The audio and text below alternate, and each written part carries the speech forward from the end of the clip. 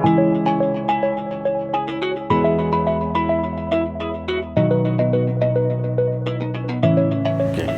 hello guys, this is Vijay, biology lecturer from Ailaba Junior College.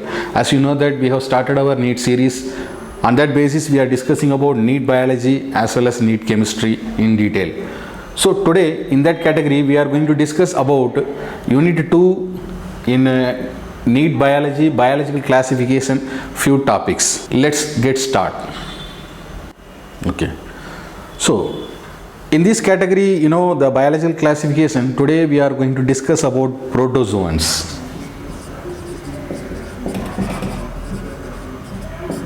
Okay. Most of the protozoans which are found to be predators are parasitic mode of nutrition. So they are usually considered to be heterotrophic mode of nutrition.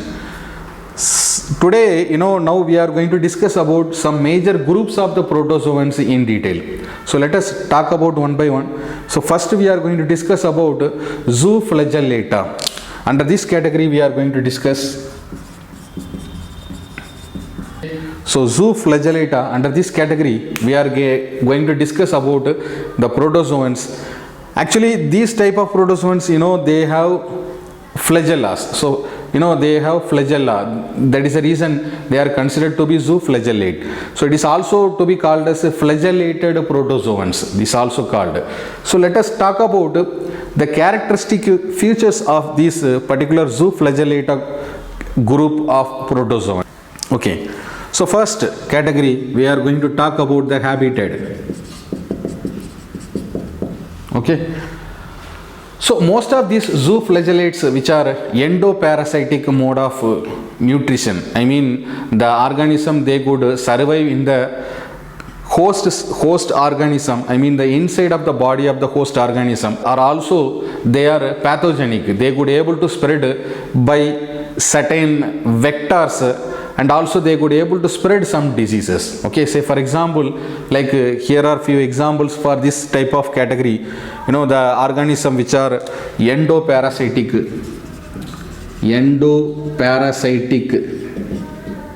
mode of nutrition. So here let us see few examples of this organism.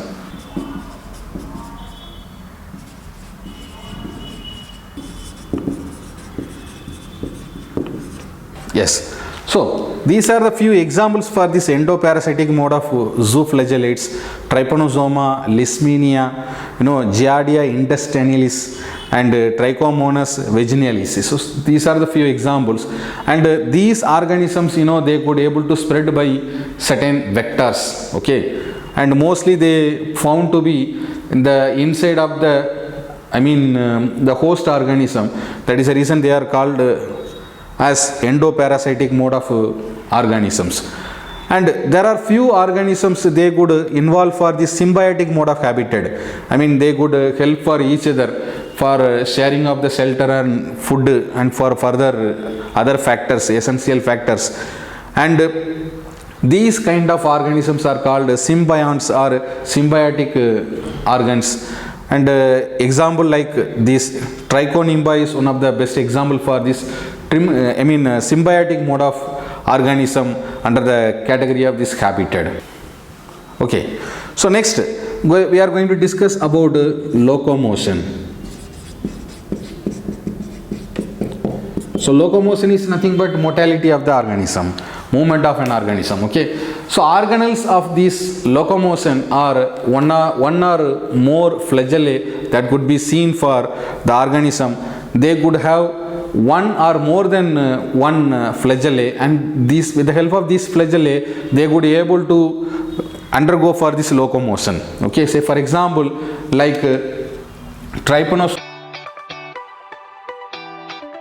is one of the example, the organism which could have one flagella. Similarly, the Giardia is the example which could have 8 flagellae. 8 flagellae could be seen, and many other flagellae also could be seen for this category like Trichonimba. Okay, so many flagellae or polyflagellae. So many flagellae are polyflagellae mode of the locomotion. So usually you see the zooflagellate or the organism under these particular groups, they are using flagella as a cellular organelle, and that would help for this locomotion. Next we are going to talk about nutrition. Okay, so when we are talking about this nutrition, you see most of the zooflagellates are heterotrophic mode of nutrition and saprophytic mode of nutrition, because as we discussed just now, the organism mostly they could be found in the form of this endoparasitic. That is the reason they are depending for other organisms. Similarly, they also involving for a few examples like symbiotic. So here also it is depending for other organism for the essential factors which is required. So mostly you see the organisms under this category, zooflagellates, for the purpose of nutrition, they are involving for two different categories. One is called heterotrophic mode of nutrition and saprophytic mode of nutrition. Yes. Heterotrophic mode of nutrition, these are the few examples like endoparasitic mode of nutrition and parasitic mode of nutrition, symbiotic mode of nutrition, these all are there. Saprophytic are nothing but the organism, they could survive on the dead and debris of any other organism, and this type of nutrition also could be seen for few organisms. And talking about this reserve food for this, the zooflagellate organisms are glycogen. Glycogen is the reserve food, though they are involving for this heterotrophic mode of nutrition. They could not make the reserve food as starch, because they do not have the plastids or the green color pigments, chlorophyll. So they could not involve for this autotrophic mode of nutrition. So they are involving for heterotrophic mode of nutrition. That is the reason they could able to make the reserve food as glycogen. Okay. Now talking about reproduction.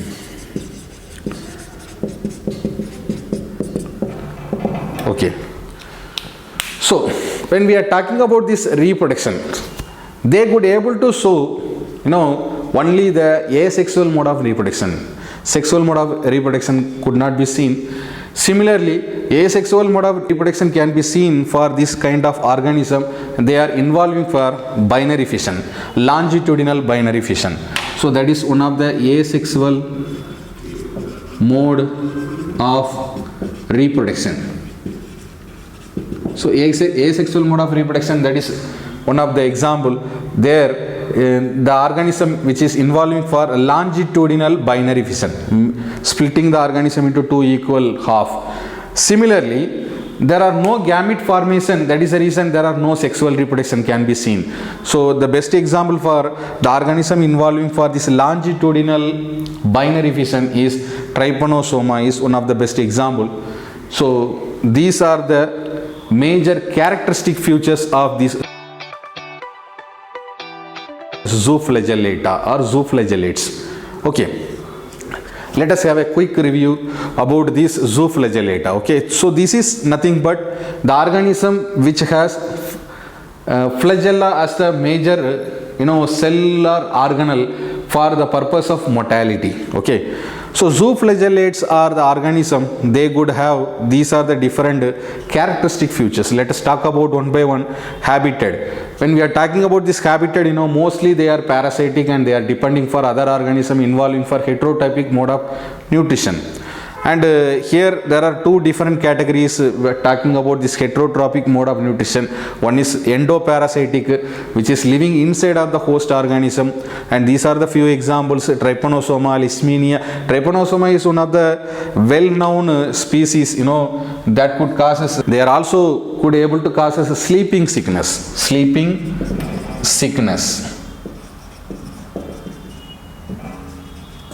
And most of the organism belongs to these zooflagellates are parasitic and pathogenic. They could able to cause us the diseases. That is the reason these are the organism living in the host of the other organism, depending for the purpose of nutrition and also for the development and also for the habitat and also for the development of the organism. That is the reason the organism could able to spread the diseases. So trypanosoma is one of the well-known organism that could cause us the sleeping sickness. Similarly, you see, Leishmania is the best example for the organism that could cause us Kala Azar is one of the one more disease. Kala Azar.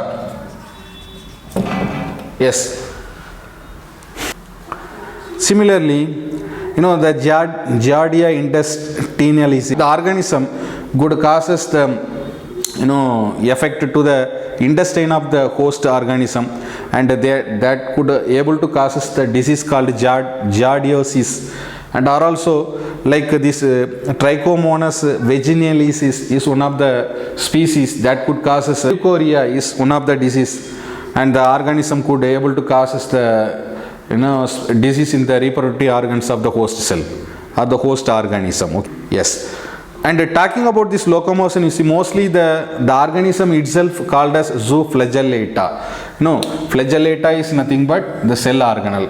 So mostly the organisms are possesses the flagella as the cell organelle. With the help of that, they could able to undergo for the motility or the locomotion. And based on the number of flagella, they are also further divided into many categories. So trypanosoma is one of the best example for the organism which is having only one flagella. Similarly, Leishmania is the organism that could possesses 8 flagellae and more than 8 flagellae. And Trichonimba is one of the example of this zooflagellate which could possesses many flagella, okay, or polyflagellate type of this organism. Okay, talking about nutrition, when we are talking about the nutrition, these organisms, they do not possesses the plastids or the chlorophyll like pigments, so they are depending for other organism for the purpose of nutrition. That is the reason mostly the organism could involve for heterotrophic mode of nutrition. Similarly, the saprophytic mode of nutrition. So they are depending for other organism and they could extract the nutrient and they could able to share the shelter with the host organism, the other organism. So mostly the zooflagellates are dependent. So that is the reason the nutrition is one of the heterotrophic mode of nutrition or saprophytic mode of nutrition. And talking about the reserve food, though they are the heterotrophic mode of nutrition, they have glycogen is the reserve food, and that could be stored in the cells of this zooflagellate. And talking about this reproduction, when we are talking about this reproduction, most of the zooflagellates, they are involving for asexual mode of reproduction, though they do not produces the gametes and they will not involve for sexual mode of reproduction. And these asexual mode of reproduction are also by means of the longitudinal binary fission. Longitudinal binary fission is nothing but the organism which is undergoing for vertical split into two equal half, and further there are two organism when it is splitted and they could able to survive into a new organism. So that is one of the asexual mode of reproduction can be seen under this category of this zooflagellata. So these are the major characteristic features. Now look at this picture, you can able to understand about all these species in detail.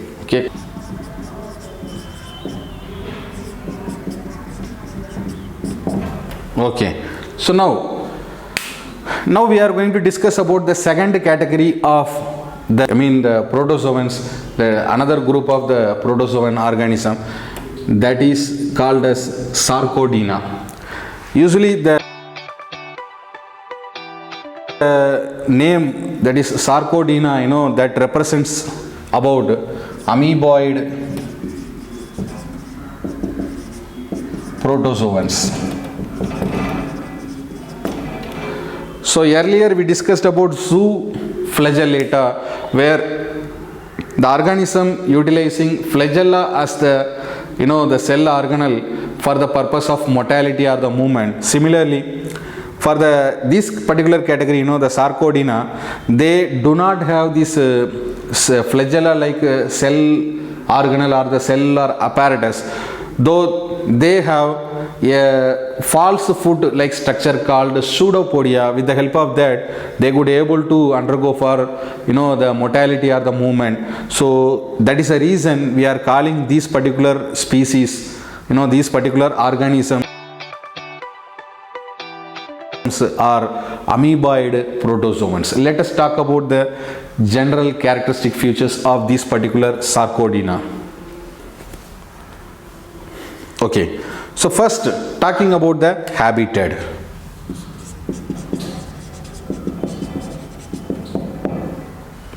Okay, when we are talking about this habitat, most of the Sarcodines which are freshwater origin, and there are few organisms which is involving for marine water as a source of this habitat, and there are few other organisms like under this category of Sarcodina, they are involving for endoparasitic mode of organism, that is also nothing but a pathogenic organism. Okay, so usually that could be seen in freshwater, also salt water or marine water.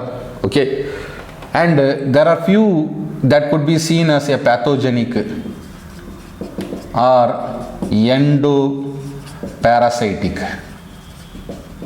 So these are the different mode of habitat can be seen under the category of these Sarcodines. Okay, freshwater, talking about freshwater, the best example, the very well known example of the Sarcodina are amoeba. So amoeba is one of the freshwater protozoan, a well known protozoan, have been discussed from the lower classes. Okay, talking about this marine water organism, the best example for this is Polystomella.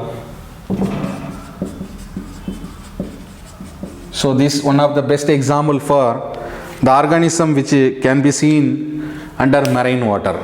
And talking about this pathogenic or endoparasitic organism, the best example for the Sarcodines are Entamoeba,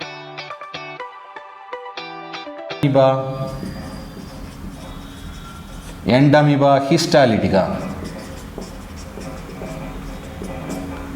Entamoeba histolytica. So this type of organism could be seen in the small intestine or the rectum, large intestine of the human being or any other host organism, higher level organism. So this is about what the habitat of this Sarcodina. Next, talking about the locomotion. Okay, when we are talking about this locomotion, you see, the locomotion could be possible with the help of a temporary finger-like structure called false foot, and this we have discussed earlier, and these false foot are called as pseudopodia. So pseudopodia is an apparatus, a temporary apparatus that could be appear on the surface of the organism like a finger-like approaches. And these are called as false foot or pseudopodia. With the help of that, the organism could be able to undergo for the locomotion or the movement. Based on this movement of these Sarcodines, with the help of the pseudopodia, these are also further divided into many different categories. Let us talk about one by one. So first one is called Lopopodia. Okay, so talking about this false foot, the organism could be irregular in shape, and that could show a finger-like apertures, on the surface of the organism, and that particular part of that organism, that is a temporary approaches, and these will help for the movement of the organism. Okay. So based on this false foot appearance of the organism, the false foot appearance are the pseudopodia appearance of the organisms are further divided into many categories. The first category is called Lopopodia. The Lopopodia organisms, there we could able to see these organisms, they have a broad and a rounded ends. So they do not have a sharp edges. So when we are talking about this is a pseudopodia, the false foot. and here we could able to see it is a rounded and broad edges. The edges to be seen as round and broad edges. And these are also formed by two important layers called ectoplasm and endoplasm. Ectoplasm, which is covering on the outer surface of this, the broad and round pseudopodia, and endoplasm, which is consisting of the inner layer of layer of this pseudopodia. Next, so the next type of the false foot or the pseudopodia, which is called as philopodia.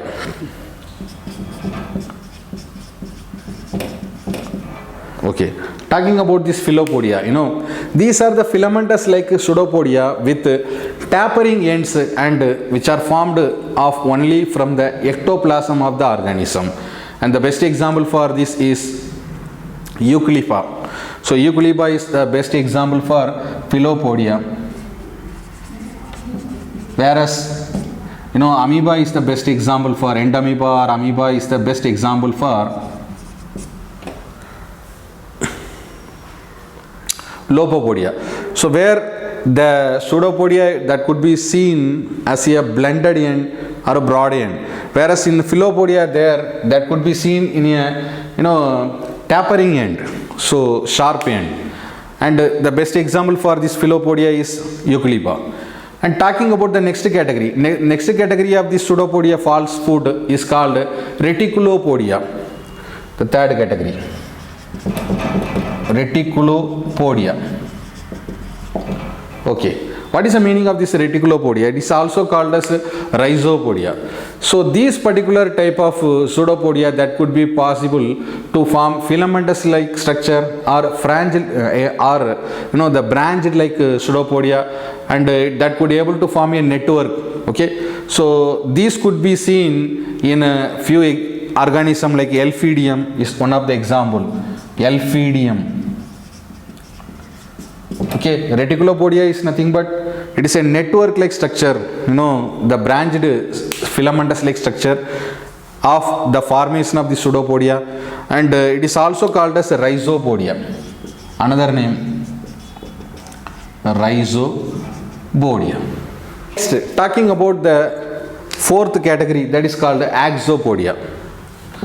Axopodia. The meaning of this axopodia, you see, these are looks like a straight and radiating pseudopodia with the help of the support by axial filament. No, it has a axial filament. With the help of that axial filament, that could be able to look into straight or radiating shape. And the organisms, we can able to see like actinophrys.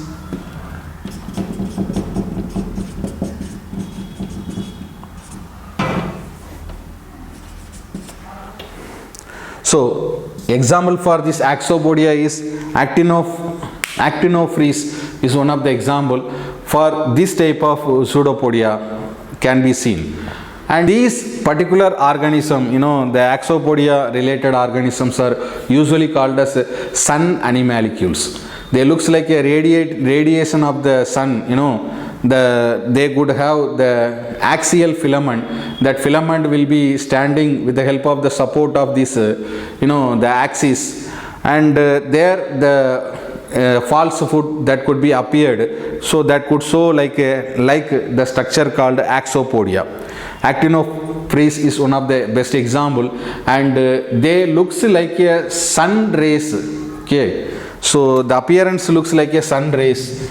The organism looks like this. So that is the reason we are calling it as sun animalcules. The organisms are called sun animalcules. Animalcules are nothing but what?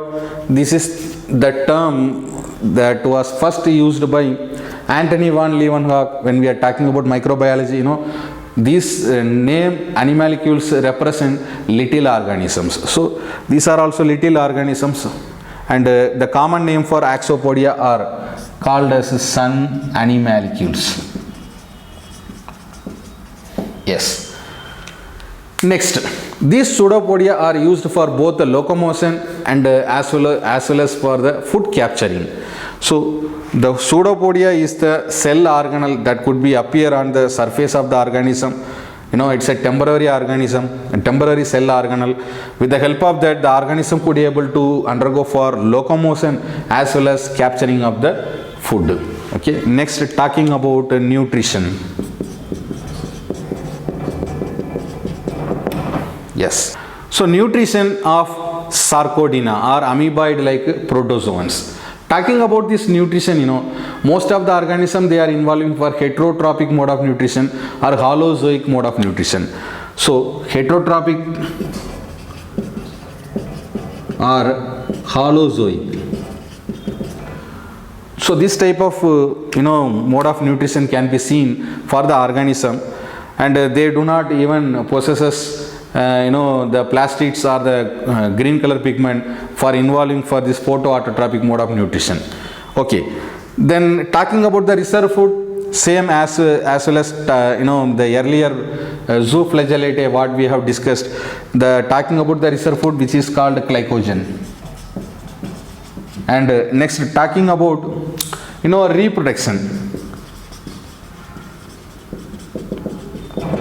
Okay, so talking about reproduction of this Sarcodina amoeboid like protozoans. The organism mostly they are involving for asexual mode of reproduction, and this asexual mode of reproduction occurs by either two different category. One is by binary fission, or it is also involving for multiple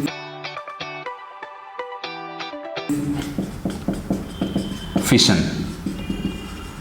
So binary fission is nothing but an organism splitting into two different organisms, whereas the multiple fission, that is nothing but the organism split into many more pieces. Okay, best examples for the organism which is involving for this mode of reproduction, asexual mode of reproduction by binary fissions are amoeba. The entamoeba, amoeba are the best example. And some of the organism they could show the sexual mode of reproduction as well. Under this category, sexual mode can be seen for few organisms like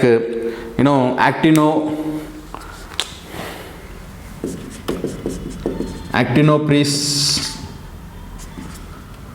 is one of the best examples, and Pelomyxa is the another example for the organism which is involving for the sexual mode of reproduction. By the method of the reproduction which is involving for this category are syncamy.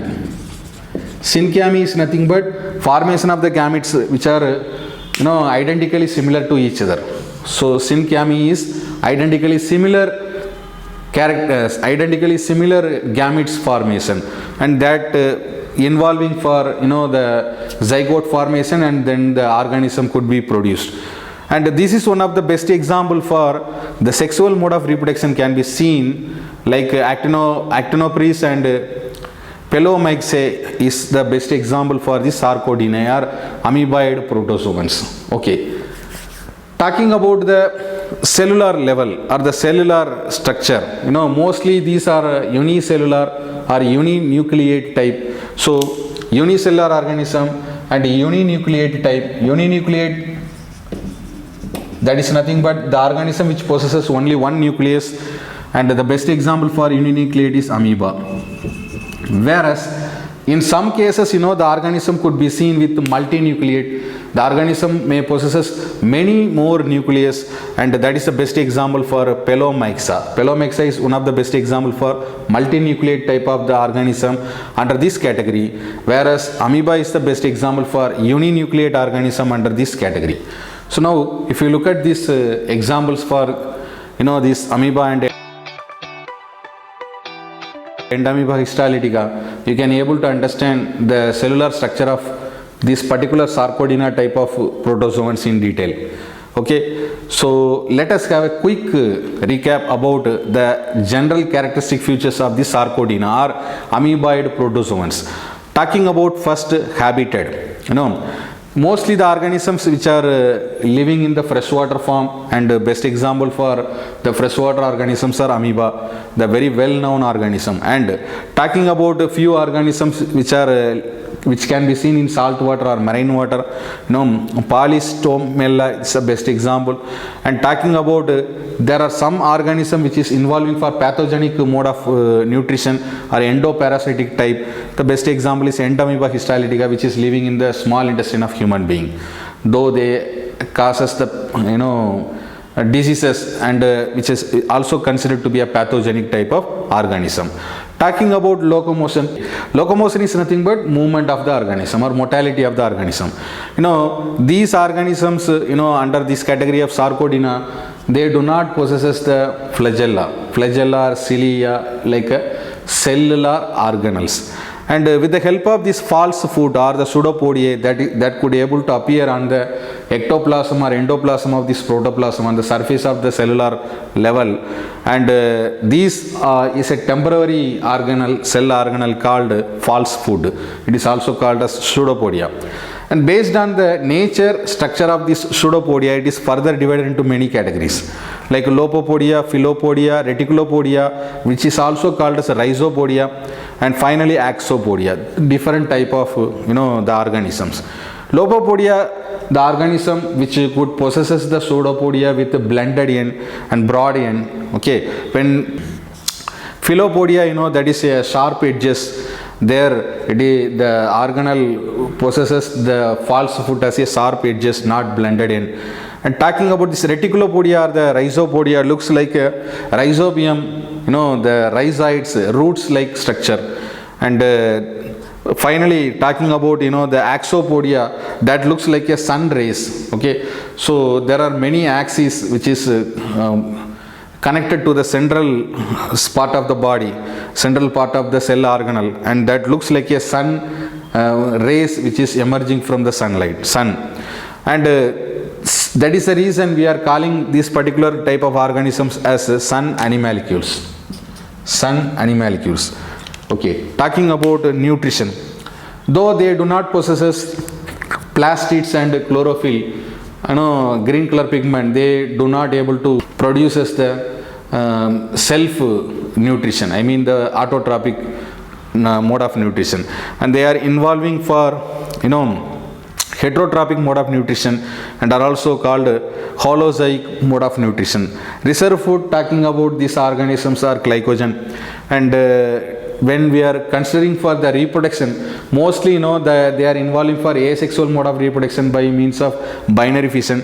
And the binary fission, again the asexual mode further divided into two categories: binary fission, one organism divided into two organism, or multiple fission.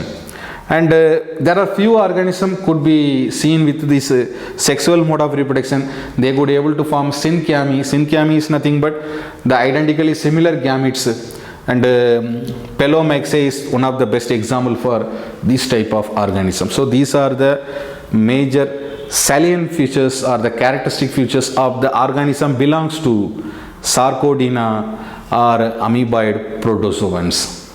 Yes. Okay.